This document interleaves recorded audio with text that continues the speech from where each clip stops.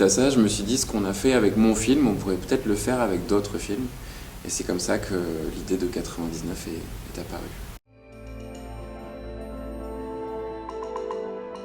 L'idée, c'est donc de travailler avec du court-métrage documentaire exclusivement. Donc c'est des histoires vraies du monde entier qui durent moins de 40 minutes. En moyenne, on est autour de 12-15 minutes. Donc c'est quand même des histoires assez courtes.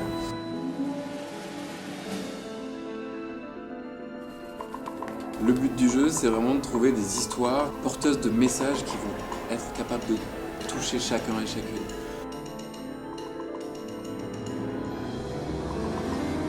Donc il n'y a pas besoin d'avoir des codes pour comprendre les films. A priori, il suffit d'être un humain pour apprécier l'histoire.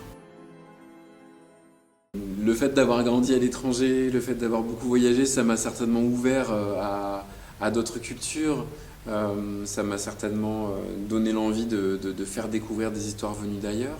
Peut-être que ça vient de là. Ce qui est certain, c'est que le fait de travailler à Euronews à Lyon m'a vraiment donné l'envie de créer 99, parce que c'est là que j'ai rencontré des journalistes venus de dizaines de pays différents.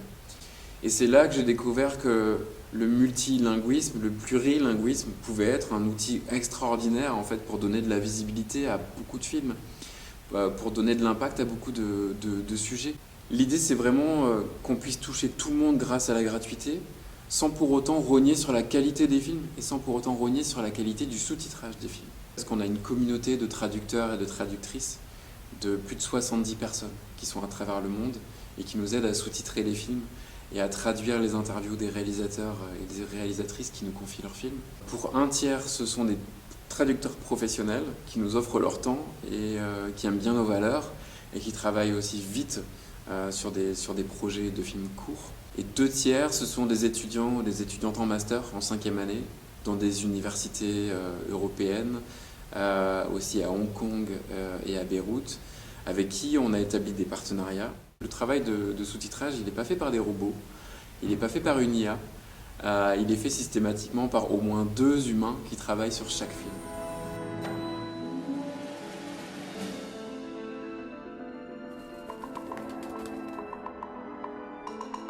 Dans l'association 99, il y a un seul employé, et c'est moi. Donc mon travail, c'est d'être un couteau suisse. J'ai appris à développer un site web, j'ai appris à faire des contrats de distribution de films. Je sélectionne des films, je les sous-titre en français, j'organise des événements, j'apprends des nouveaux métiers, j'apprends des métiers qui n'étaient pas les métiers pour lesquels j'ai été formé. La chance que j'ai, c'est que je vois beaucoup de documentaires courts parce qu'on en voit beaucoup. Beaucoup de films sont proposés, des dizaines de films sont proposés chaque mois à 99. Je fais aussi partie de comités de sélection de films pour des festivals, dont le FIPADOC de Biarritz. Et donc je vois beaucoup de films et ça élargit mes horizons et ça me permet d'ouvrir mes chakras par rapport à la définition que je peux avoir du documentaire. Au tout début, 99, c'était un projet en ligne.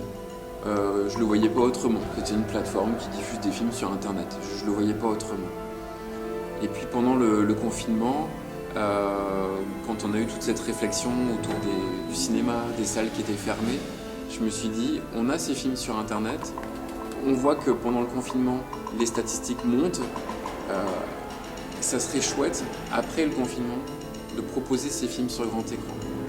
Donc on a fait une première projection à Lyon, un peu comme ça, pour voir. Et puis on a vu qu'il y avait du monde dans la salle.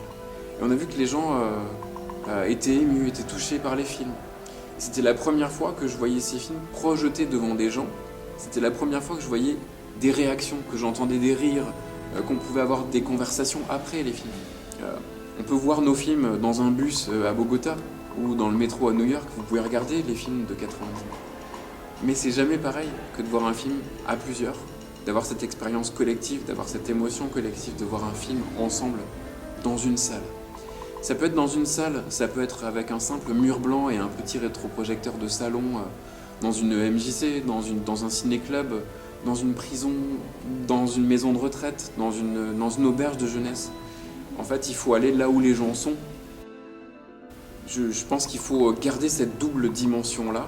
Il faut être à la fois sur Internet, mais aussi dans la vraie vie. Il faut projeter les films, il faut continuer à le faire.